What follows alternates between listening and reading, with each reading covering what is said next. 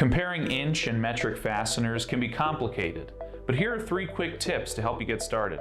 How can I tell the difference between a metric and an inch fastener just by looking at them?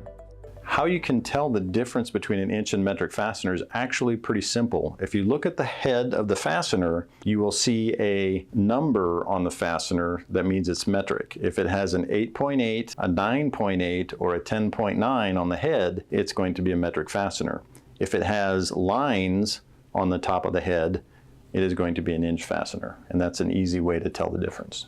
Are there grades and property classes that match between metric and inch? In grades of fasteners, as the number increases, the strength goes up. So for inch fasteners, you have grade 5, which is kind of your standard base level heat treatment for fasteners in inch. And then if you need something stronger, you go to a grade 8. So metric, we have an 8.8, which is equivalent to a grade 5. And then we go up in strength to a 10.9 property class, which is equivalent to a grade 8 in inch.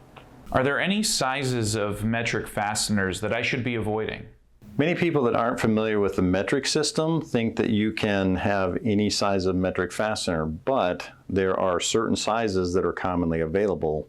M6, 8, 10, 12, we skip 14, 16 and 20 are common, but you won't find M7 or M9 very often. They can exist, but they're very uncommon. They generally only get used if there is a very special reason and they want them to be uncommon so that you can't replace them with the wrong fastener.